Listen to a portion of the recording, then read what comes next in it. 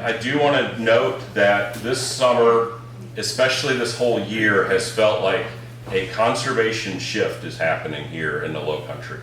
I've been here 3.5 years, and it's been like development, development, development, and lots of fears about how things are changing quickly. And we've had several momentous things, like you all know about the Chelsea victory, where a group of folks through an LLC, the trust was involved with that, all put money together to support the Nature Conservancy's purchase of that property. That has now gone through. They're now working with the state to make that a state forest, so this would be open to the public for hiking. It needs some serious management in there because it's been kind of not worked on for a little while, but red cockaded woodpeckers are still in there. It's a great thing, but that's not it. We've had the town of Ridgeland rejected the Ticton Hall proposal. That was a proposal that was involving proposing an annexation and a development agreement, and they rejected both. And soundly so, 4-1 was the vote for that one. And a lot of public opposition went into that. But they soundly defeated that. That's, you might remember, they've been zoning shopping. They've tried to be part of the county. The county said no. Now they've tried the town. The town has said no. The other thing that's happened in Beaufort County is the county has affirmed the cultural protection overlay for St. Helena versus the Pine Island proposal.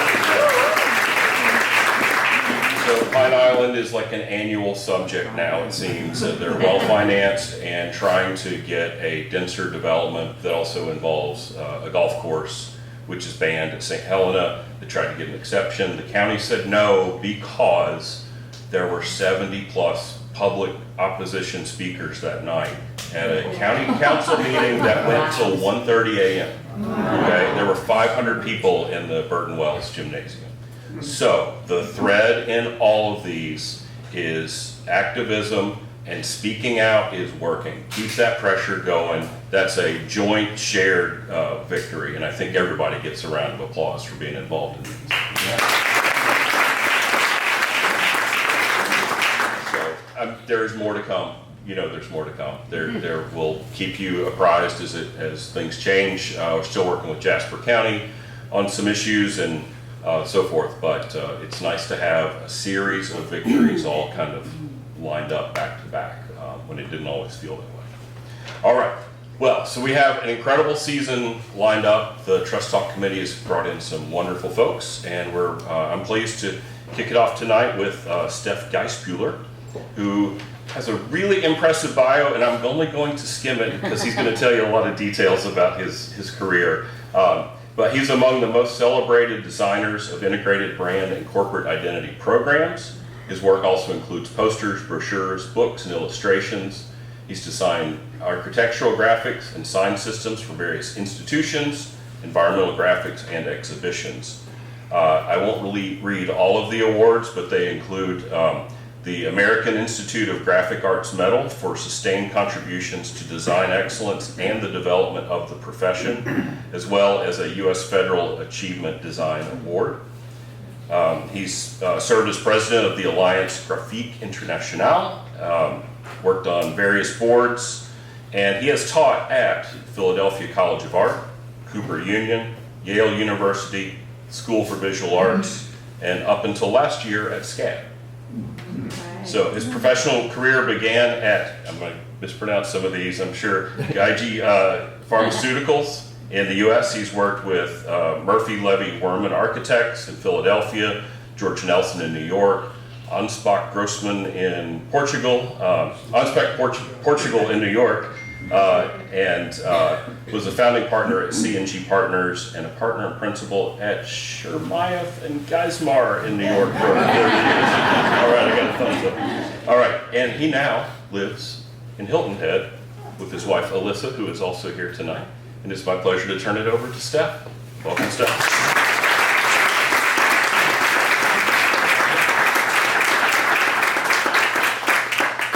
Well, thank you very much, all of you, and especially you guys who... The mic on. Is it? Oh, the mic has to be on. There we go. Yep, should be good. Yeah? Okay. Anyway, I'm a graphic designer, as you could probably surmise. I was born in Switzerland, and might as well go start right there. Now, Switzerland is surrounded by France, Germany, Austria, and Italy. And even though a couple of, I've heard it several times, they thought Switzerland was like Sweden, but Sweden is way up north, way up there, next to Finland and above, Holland and all that. So anyway, we speak French in the lower left-hand corner. We speak more or less Swiss German in the upper part. We speak definitely Italian in Lago Maggiore and Lago Lugano. And then there's a little piece of like in the mountains where they speak Romansh, which is like a Latin-based crazy shit. I'm sure. No, but they're still broadcasting in Romansh just to keep it alive because it's a really old language. Anyway, my brother was always very straight-laced, and I was the rebel, as you can tell. You know, we grew up together, but he kept me always straight. And you know, it was until I left for the art school where things changed a little bit. Long hair and all that kind of stuff, mustache, what have you. Anyway, I went to this school, which was a Swiss, it was called Allgemeine Gewerbeschule, which means like a general craft school. And where I really learned to draw, very basic kind of things. I learned to draw in the zoo and everywhere else, and you know, beautiful ladies. I'm gonna, and at the train station, two people together and so on. We just tried to capture the whole idea. And just to say, graphic design is really visual communication in the broadest kind of sense. It's not just print. We also learned to shade. And I did this for a year, and we always opened up, like an advance calendar, we opened up a piece and drew like the string, and then closed that, and then opened up another window and drew the glove, and so on. And only at the end of the year I realized these were all kind of murderous tools. Even the stones down there, and I had no idea, but it was just so. Anyway, and this was with a number 2 pencil, and you know, we just learned to really draw. We learned to do things with the brush. This was a one-hair brush, and we tried to do a gradient, which is not easy to do. We dropped paint and just tried to, like Jackson Pollock, you know, get a little, what should I say? So happening, you know, you couldn't really. You could control the density, but you could not control where it all fell. And what I really learned at that school was to translate certain things into graphic terms, hence my title, in terms of like traffic, just to get a sense of traffic, you know, wheels spinning and all that kind of stuff. How do you do that? Now, you have to understand that all this was with a brush, and all this was with pens and things like that. I learned to birch trees, you know, just to get the sense of birch trees. It's not a naturalistic kind of thing.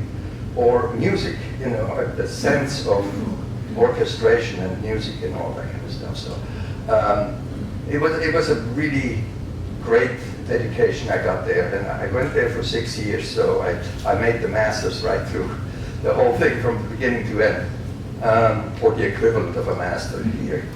And we did simple things like posters. I mean, this was linoleum cut, International Toy Fair. Why is it English? I don't know. It's international, that's why, so it's English.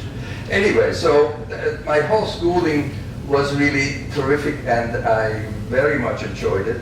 And then I went for the first job. And the way it happened was that I I sent my portfolio up to Amsterdam because I really wanted to work with Wim Krauw, which was total design at the time.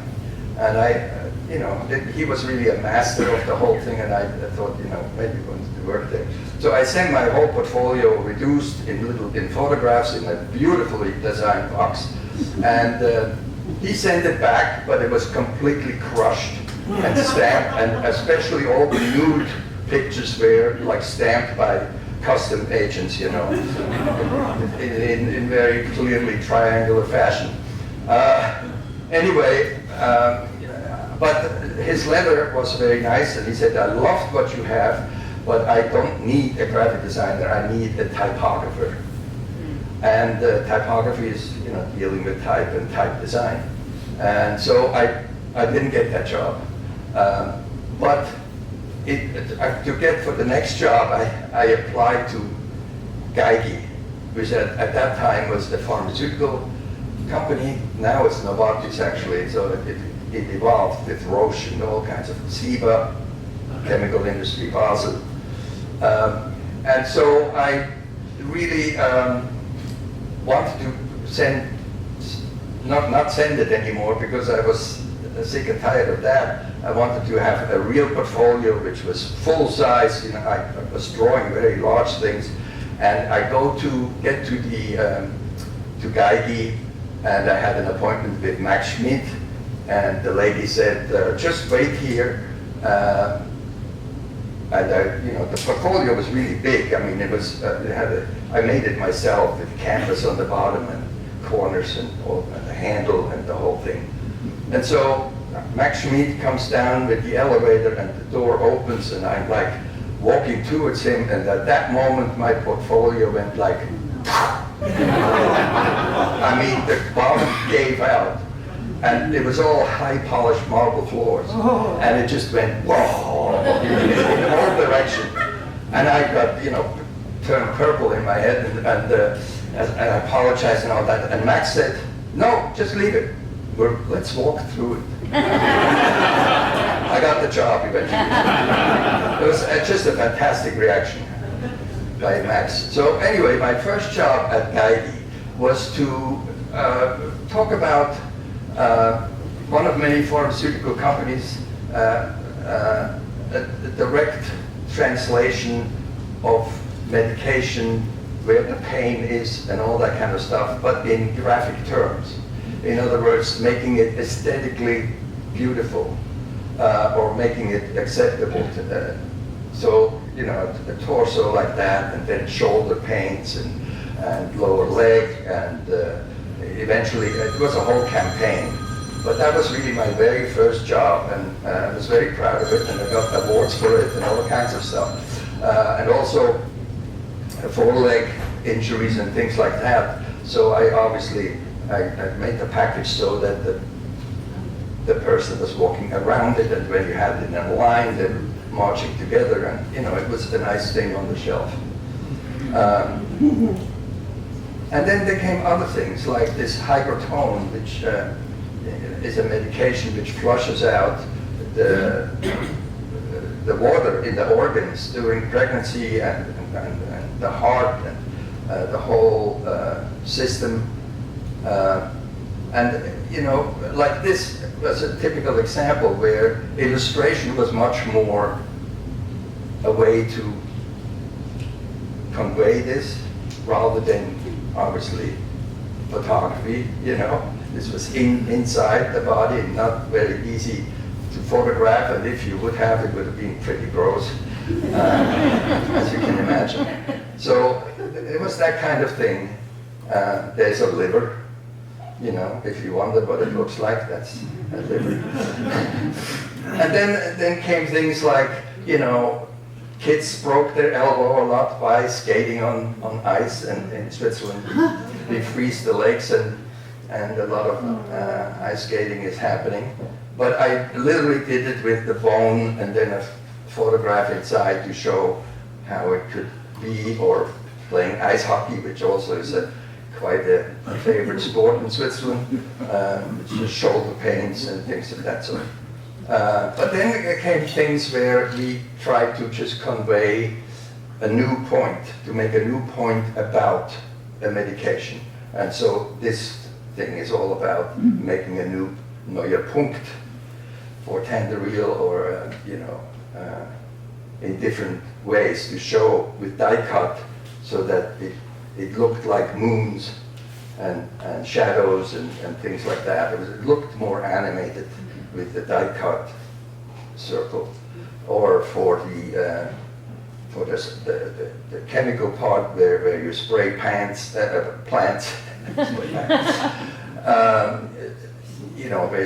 spray plants and fruit trees and things like that, so they can avoid the mischievous kind of worms and bugs and everything else. I did a package design for anapronil, which, these things were actually introduced to the doctors and to the hospitals. They didn't go out to the consumer directly. It was more to introduce things and to tell the doctors this is an incredible thing, and to please subscribe it to people and so on. Anyway, so I was 3.5 years at Geigy, and I did a lot of work. And at the end of it, we did a brochure about the Geigy pharmaceutical kind of publicity, and the whole graphic things. I mean, we had the department made exhibits. They did they set type. They did illustrations as we did, and things of that sort. So I did this as a cover, and what it actually is has nothing to do with high tech. It's just a wrong reading type on black reverse, a photostat of type, reverse reading, and in a cone shape, and at the bottom I had a Christmas ball which then reflected it into right reading. It's a very, very low-tech kind of answer, but it sure looks like it could have been done yesterday, I think. My firstborn, which is now 58 years old. So anyway, that was Philip, and after that came Luke, and then with my lovely wife came Alex, and then Ben. So I have 4 sons altogether. They will come up. So I went to a colleague of mine in Basel, in the school.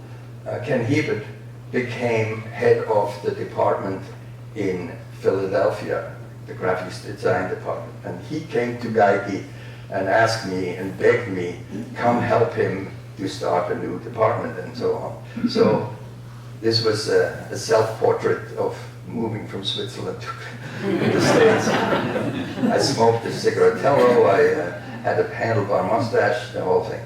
Anyway, so PCA, Philadelphia College of Art, this was a poster I did which showed, illustration and three-dimensional architecture and pot making and photography and all that with just the letter forms. PCA, we had an exhibit about my school in Switzerland there, which, the AGS was all about. And so I played with type a lot. It's a beautiful form. Just about every type form is a gorgeous thing and can be used negative, positive, and all kinds of things. So I was teaching with these guys. Ken Hebert on the right, he died just recently, or last year I should say, and Dave Pildes to his right, who is now a photographer in Los Angeles, and Keith Goddard, who unfortunately also died, from England, and myself. But just check out the ties. Unbelievable. Anyway, it was the 70s. One of the first jobs I did there was for the Philadelphia Music Festival. I did a logo, and that was that. It was actually a button, and the button came out in the brochure, and the smiling girl came through that hole. On the side, I worked with Murphy Levy Werman. This is Richard Saul Werman, the guy who invented the TED conference and talks, and I started to work for him and his architecture firm to do publications, because he really had some interesting ideas.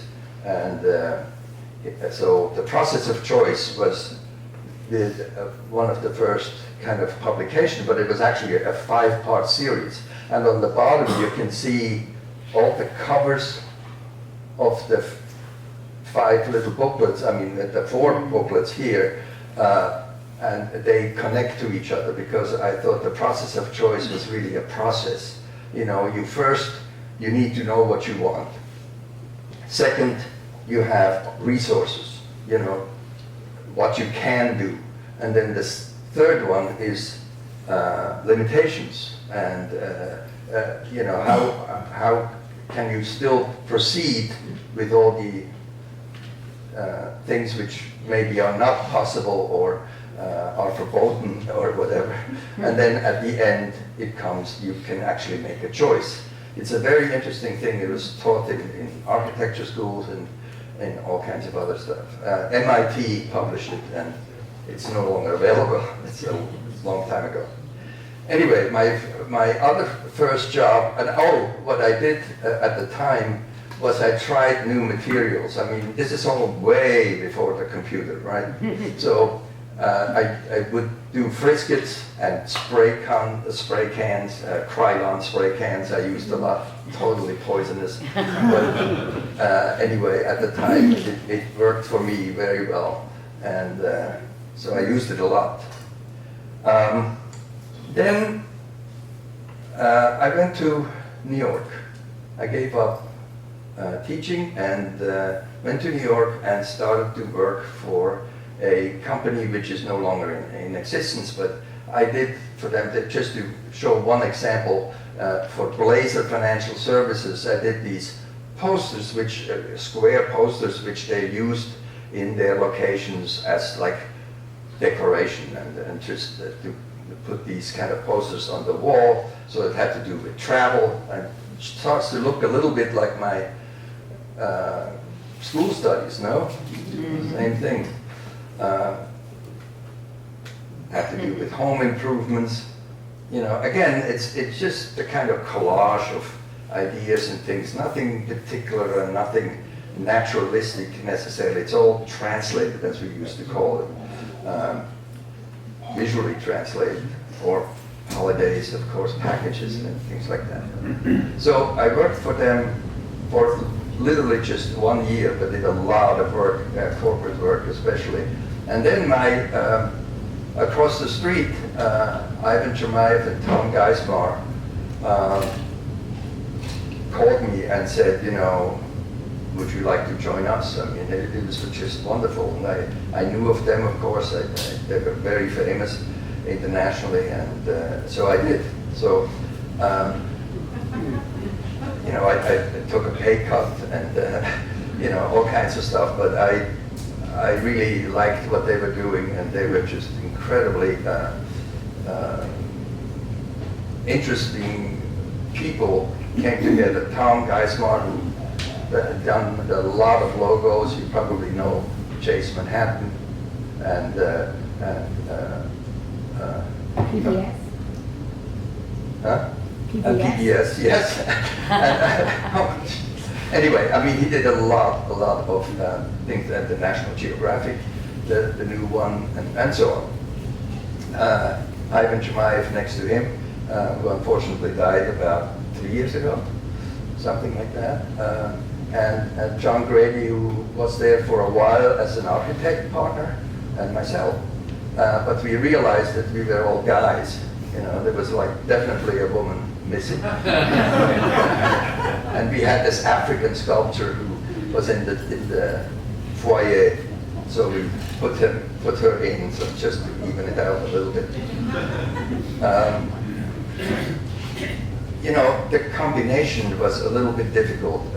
Chermayeff and Geissbuhler were like a married couple. I mean, they've been there from like 57 on, and they're very hand in hand, working with each other, and famous all over the world, and so on. So I had a little bit difficulty, you know, fitting in per se, because I did logos and stuff like Geissbuhler, and I did illustrations and more artistic kind of things, perhaps like Chermayeff.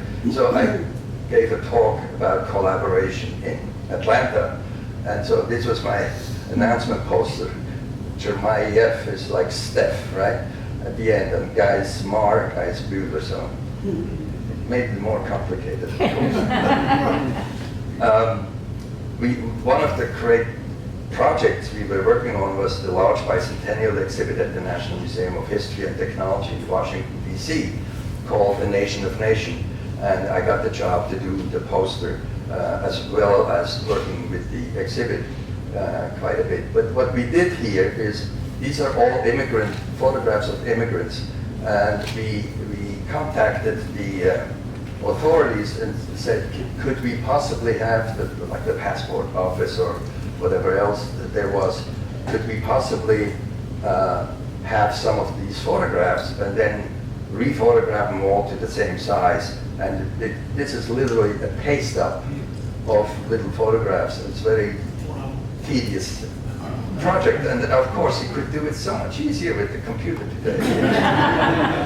No question about it. So anyway, but it's still, you have Charlie Chaplin there, and Aunt Jemima, and all these people who came to the States, and it is obviously a nation of immigrants, as you all know. I also did things for television. This was a series, Pride of Place, which the architect, Robert A.F. Stern, was conducting, and they needed a poster, of course, and for an announcement. And so I drew this thing first, all linear and all that, and I gave it to my production people, and they said, no way, get out of here. We can't do that, it's too complicated. So I took it home and did it over the weekend with colored paper. Literally, it is all pasted together. You can see some incongruities in there and all kinds of slip-ups. But anyway, I mean, it was a way to show the architecture in the United States, which is really a conglomerate, just like we are all immigrants. It came from everywhere, from the Orient and of Europe, of course, and the temple kind of idea, and Disney World and all that. That's what I tried to communicate there. In the meantime, I had a very nice client, Crane. I don't know whether you know Crane paper at all. It actually, the bills you have in your pockets are Crane, the currency. And so I did a whole logo and system for Crane papers, and we did all kinds of publications, and they felt strongly about maybe educating designers about not just paper, but things which had to do with graphic design.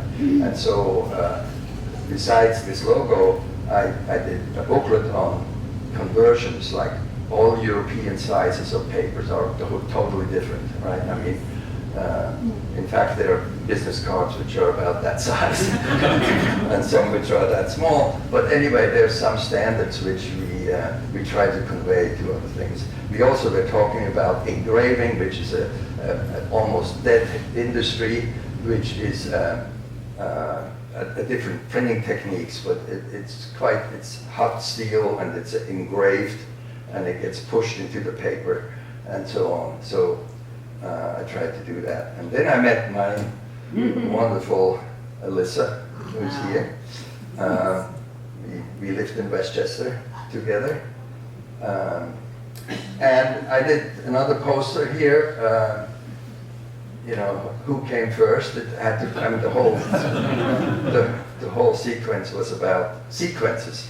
And so I thought chicken and the egg was sort of the old one, and did a drawing, and then a little photography, and then also actual feathers pasted all together. And so it became sort of a multi-technique.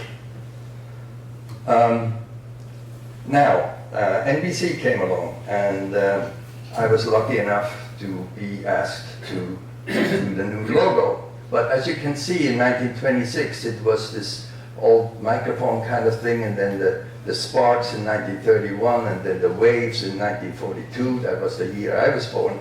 and the NBC, the tritone, NBC, right? You remember that? And then came that peacock, which was like paint. It was the idea of Herb Llewellyn, who did that, was actually the paint. What do you call them? Brushes. Brushes. Yes. Sorry. Thanks. And then came the snake, NBC, which is all one line. And then came the N. And everybody in the graphic design industry was like saying, what does N stand for? Nothing? And so then the in-house studio put the N like a coat hanger behind the flag. And at that point they said, no, you need something totally new.